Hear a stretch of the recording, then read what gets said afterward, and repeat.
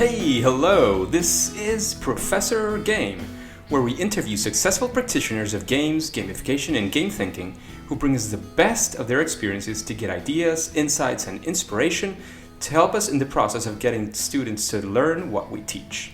And I'm Rob Alvarez. I work at IE Business School Publishing, where we create interactive and engaging learning materials. Wow, today we will have Bernardo Letayf. Bernardo, are you prepared to engage? All systems go! There you go. So Bernardo, he started as a web designer back in 1998. He worked in JWT, a marketing agency, for a year and started his journey in the training world working at EduMac as a certified Adobe instructor. In 2008, he started working at the American School Foundation. Bernardo has been working as a freelancer forever and founded his company in 2011. In 2010, he was introduced by a student to the concept of gamification. Since then, all his classes have been gamified. He developed Blue Rabbit as a platform to gamify education and increase the engagement in any teaching environment. And additionally, very recently in Gamification Europe, Bernardo's software, Blue Rabbit, was awarded as the Gamification Software of the Year. So that's very amazing, Bernardo. Congratulations again, and now publicly. So, Bernardo, is there anything I missed in that intro? Well, no, I don't think so. Fantastic. So far, so good. Thank you very much. Great. So, Bernardo, the first question we would like to know is, what does a regular day with Bernardo look like? Well, it actually depends. I have basically like maybe 3 different kind of days.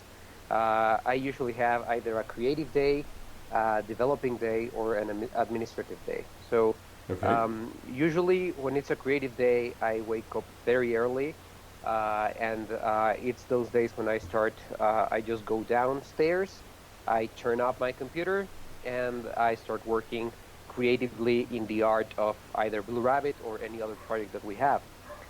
Some other days when I have to develop something, it's pretty much the same thing, but I usually wake up a little later. I don't know how that works. But when I have to develop, I kind of need more rest.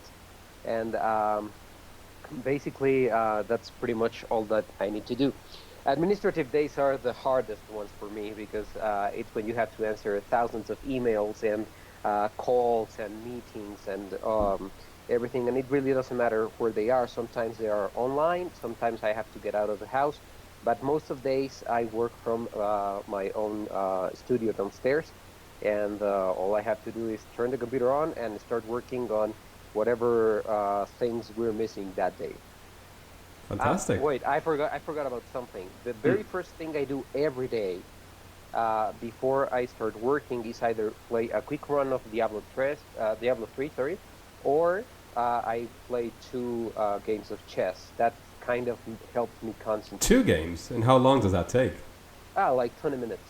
Yeah, it pretty much is the same thing. 20 minutes, maybe 30 minutes tops. And Bernardo, you forgot to mention that you have 3 dogs. So everybody, if you listen to any barking in the background, there's no problem. Nothing's coming after Bernardo. It's not, Grand Theft Auto prosecution. It's just the 3 dogs that he might have somewhere around the house. Yeah. They will be saying hello very often. So. That's fantastic. No problem. So Bernardo, we would like to now get into a story. We would like you to tell us the story of the worst application of game thinking or gamification that you've actually participated in. We want the inside story. And Bernardo, I know you gave a talk, which I still haven't listened to because it was at the same time as my talk in Gamification Europe. So I'm very, very interested in getting to know what you said back then. So take it away. Well, I thought about this question for a while. Actually, the worst application of game thinking, it wasn't exactly in a classroom. We were working for a pharmaceutical company, which I will keep anonymous. Fantastic. But the things that this pharmaceutical company, they actually had a lot of budget. They had quite some money. And they were willing to work on a gamified solution to help diabetes patients to stick to the treatment. So when they came to us, we were super excited because we really wanted to build a cool solution that would take people to the next level. And gamification works best when you're talking about long-term engagement. Hmm. And we had all these beautiful design on the background. We had all these great ideas working together. We had an amazing setup of motivational design on the core of the system, and we presented it, and the client said, "Okay, wait a second. I'm expecting at least to see 10 games from this, not one big thing that you're doing. We really want to have 8 games or 10 games for people to follow the treatment." And I was like, "Sorry, what?" They were actually expecting us to develop games rather than a gamified solution. And they thought that by designing a game, we could somehow engage diabetic patients into sticking to a treatment that requires you to stay into it for 20 years. And one of the core issues with games is that by nature they will become boring at some point. You can't avoid the fact that a game will be boring after some time. Unless it's Diablo 3, right? Unless it's Diablo 3. Or chess. No, well, I mean, you can talk about timeless games like cards or like chess, which are very engaging, but in the end, the longer you stay playing a game, um, it will eventually, you will eventually become bored about it. So you cannot have a game that will engage patients for, I don't know, 20 years. We weren't talking about a treatment that would last for 2 weeks. It was a 20-year treatment. Hmm. So um, they ended up wasting the equivalent of 50, maybe $60,000 with a different agency, and the project was a complete failure. They never passed the developing part of the project, and the developing stage. They ended up wasting the money. They couldn't deploy the games, and they didn't even have a good outcome. And the consequences of that is that this company had like marked a huge setback for us gamification experts, because a lot of companies knew about that project, and whenever we presented something similar, then they were like, "Oh, but you know about these other companies' project? They were working on this," and we were like, "Yeah, we know. Yeah, we're not gonna do it anyway this time." So yeah, that's the worst application of game thinking we've worked, and it has hurt our industry over here. Oof, that sounds very painful. But Bernardo, I have a question. What would you say is Yes. the key learning you got from that experience? What would you like our audience to take away from your story? Well, fortunately, this was around 3 years ago, and we were on a stage in the gamification world where a lot of people were saying, try not to use the word gamification when you're pitching a project. And back then, it sounded like a crazy idea, because why on earth wouldn't I say the word gamification inside or something? Honestly, I think that if we hadn't been so theoretical about it, if we hadn't brought all these um, core concepts or these very complicated ideas on motivational design, etc., it would maybe we would have a lot more acceptance with the client. So I would highly recommend anyone, if this is a good teaching for you, is make the explanation of the project as simple as possible, and do not involve any complicated terminology. The word gamification still is very complicated for clients to absorb all what it actually means. We as experts know that. That's okay, that's fine, that's our job to know exactly what we're doing. But you don't worry about explaining that to the client. Make sure the project itself is engaging and attractive enough for the client to accept it for the project itself, not because of all the theory that's behind it. Exactly, and I would say in an educational setting, if you have to present it to the principal or the director of the academic area, or you're presenting it to one of your superiors, which could be the case, try to keep it simple. I mean, they probably haven't heard Professor Game. They probably haven't heard of Blue Rabbit. They probably haven't heard the term before. So try to keep it simple. Keep it simple for them. Whether or not you use the term gamification, that's evidently up to you. But try to keep it simple. Keep the theory a bit behind the scenes. I mean, when you use a software, there's no reason why you need to understand how does Word work, right? So you just need to understand how it works. You need to understand how to use it. You don't need to understand the behind the scenes. So probably if you want to present a project, you always want to go with the benefits. What's the good things that students will get? What's the engagement results? How are they going to learn a lot better? So that's my key learning from your worst experience. Bernardo, now I wanted to shift. I want to take a complete turn and look at what's the biggest challenge that you faced and actually solved using gamification.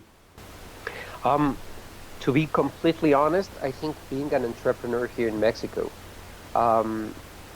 it may sound a little a little dramatic. I don't know, but my biggest challenge has been, without a question, to keep me motivated working on the projects that I've been developing and trying to keep the energy flowing. And the thing is that gamification actually helped me because I realized that I could turn my own life into some sort of a role-playing game where I am the hero of my own story. So what I did is every challenge I'm faced, I see two sides of it. So the first thing is, can I attempt this more than once? If I can attempt something more than once, then my approach is I will take a lot more risks. I will go for it. I will try it several times because I know that I will be able to attempt it again and again and again. It's pretty much like what happens before starting Mario Bros. You see how many lives you've got left, and then you say, okay, so I can do this and that. But when you're left with only one life, suddenly you play better. And what I've done with that is precisely, it's been very hard for us over here to penetrate the market in Mexico with gamification and try to get some companies to accept us and for us to deploy some projects, or for schools to accept Blue Rabbit, or for schools to take some workshops. So every time we try and sell something, we know it's not the last time we'll have to an attempt on it, so we go with it. And the other side of it is, if we don't have a second chance, then we will give it our absolute all to it. So we will work every second, and every cell of our bodies will work towards that, because since it's our last chance, then we will have to play all of our cards at the best of our skills. And that's the way the game thinking has helped us actually get to the place where we were awarded the software of the year, where we have been facing a lot of challenges. It's been a very hard journey for us, but in the end, we just have to keep trying, and it doesn't matter how hard it seems, you just have to keep trying. So that's also what we try to put into our classes.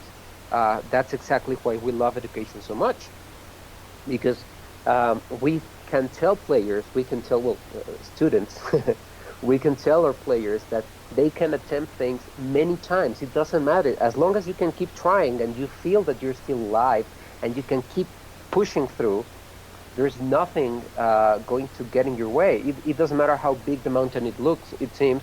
You may want to try it again and again and again, and you will always be able to overcome any challenges that come forth. Especially because you continue to learn continually. I mean, it's not like when you attempt for a second time, you know exactly the same thing that you knew the first time. At least you know what didn't work, if it didn't work.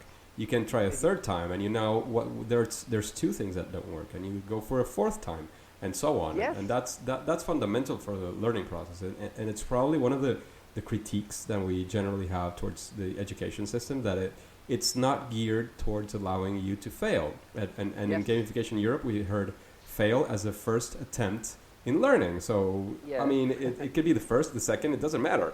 You need to be allowed into failing in that sense and to try again, because that's the best way to learn.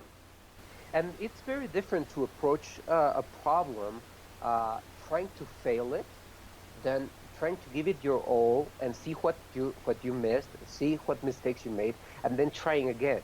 Yeah. It's very important. Some teachers usually tell me, "Hey, but aren't you setting your players for failure?" And no, no, no, no, no. That's not what we're saying here. What we're trying to say is that failing isn't a bad thing, but you have to try with all you've got. And each time you try, as you just said, Rob, you will know more things about the challenge you have in front of you. So you can attempt again and can attempt again and can attempt again. And that's exactly what we're trying to do with the educational market. We want to That's it. change the perception of perfection. It really doesn't work. What works is make mistakes and fix them. That's it. Very good, Bernardo. I Yeah. have another question now.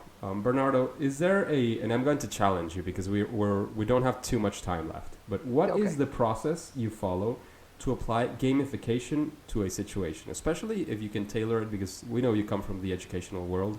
So what's the process that you would follow to use gamification in an educational setting? And again, I'm challenging you to keep it short this Short. time. Okay. Thanks. I think the very first thing, and I agree with most authors in this, is what's the goal behind it. So first of all, I set up what's the point, and once I know the point, I deploy a narrative. I try to find a story that will match it, and I reverse engineer everything. So all I do is, okay, I don't know, let's say the goal is to teach someone how to create very complex equations.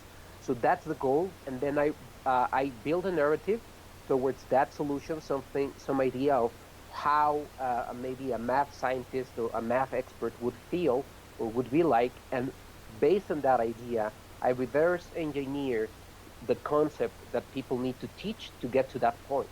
So what do you need to be that avatar or that idea you have of yourself?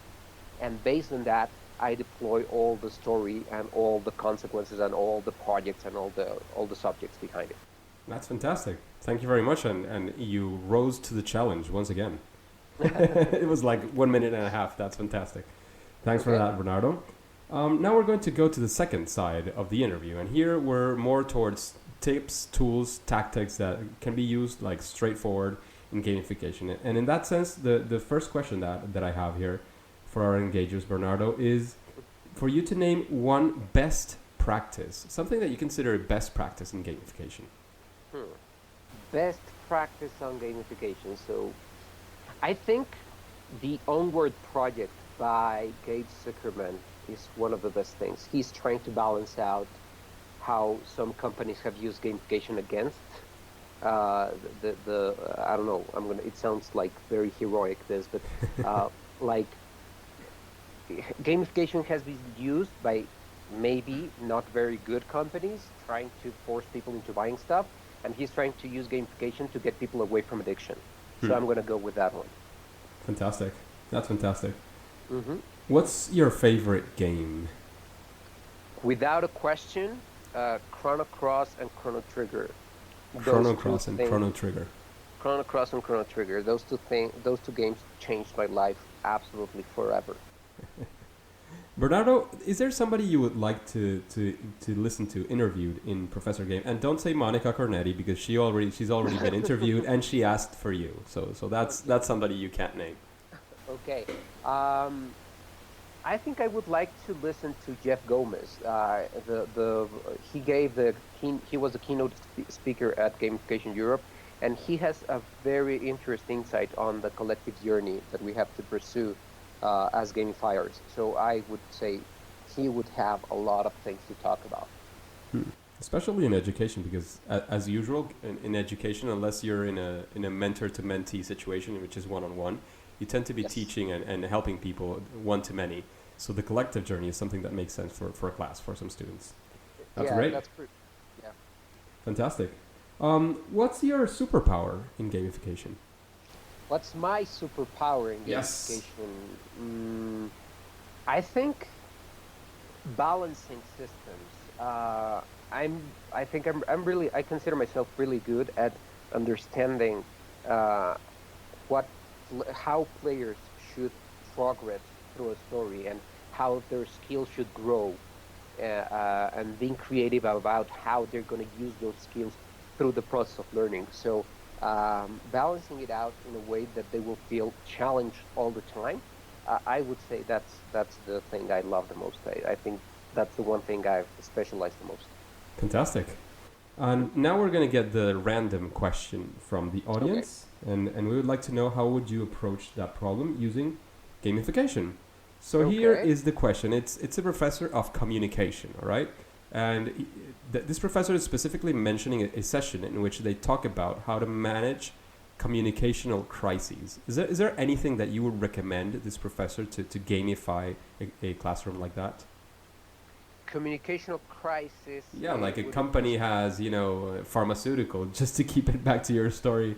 I mean, they have a problem in which they gave out a pill and they found out too late that the pill could cause this or that consequence and they have to pull it back. What do you do about communication? So how would you gamify a class like that? How would I? Okay. I think that, whoa. So if the company has to, okay, no, I'm going to take a little bit while on this, so give me a second. When you talk about a company that sent out some miscommunication to people and they would have to change it, I don't think that's a problem that should be gamified itself.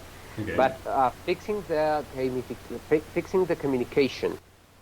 It's actually how to gamify a class in which you teach people how to do that. It's not gamifying the problem, but gamifying a class in which you teach that. Gamifying a class in which you teach how to handle communicational crisis. That's perfect. All you have to do is precisely set people with the problem that you just said, some kind of problem like you said. Especially, it has to be a problem that you don't know the answer. This is something that I've been telling to some teachers.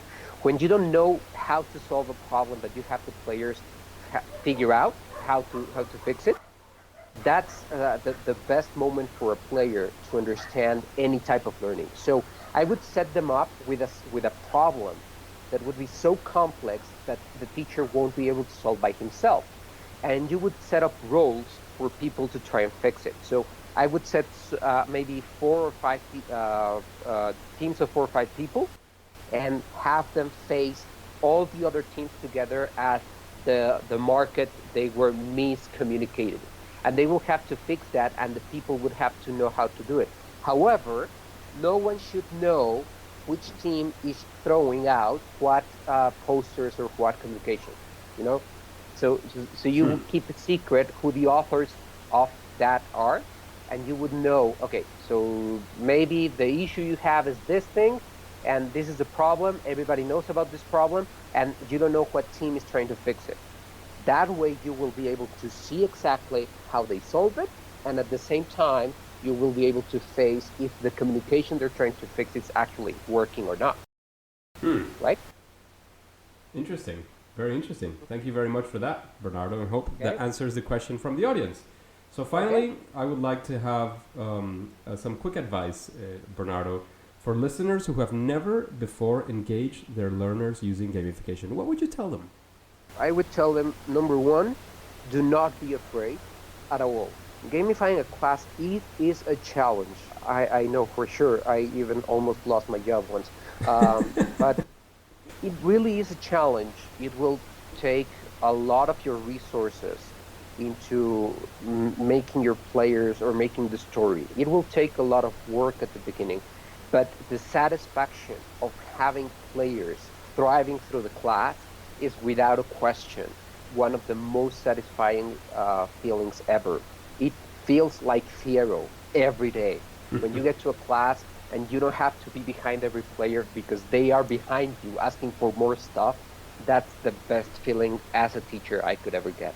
Fantastic. That's amazing. And that's something to keep in mind when you're, because as in gamification, as with any other project, there might be times that are a bit tougher, that are more difficult, that you feel that you're a bit down. But always remember what's your purpose? What's your mission? Why are you a professor? Why are you a teacher? Why are you teaching these people? Why is that passionate for you? And then you'll realize that by doing all of these techniques, all these tools, all these tactics and strategies of gamification, you will be achieving exactly that. You will be achieving getting your learners engaged, getting them to learn very deeply, getting them to understand things that before they didn't understand, not because they're not capable of it, but because they didn't Exactly. feel like engaging. They were bored. That maybe they didn't really get it because they weren't paying attention. So that's what some of the things that you can get using gamification. And Bernardo, thank you very much. I would Yes. like to finally ask you, how can we connect with you and your project of Blue Rabbit? If there's any quick something you want to talk about your project and show it to the audience, and then we'll say game over. Okay. If you want to know more about Blue Rabbit, you can go to bluerabbit.io and find out on the website. You can try out the app without any consequence or without you don't have to pay anything for it right now. You can connect with us via Blue Rabbit Class in Twitter or Blue Rabbit Class in Facebook, or you can look for me either Facebook, Twitter, or LinkedIn.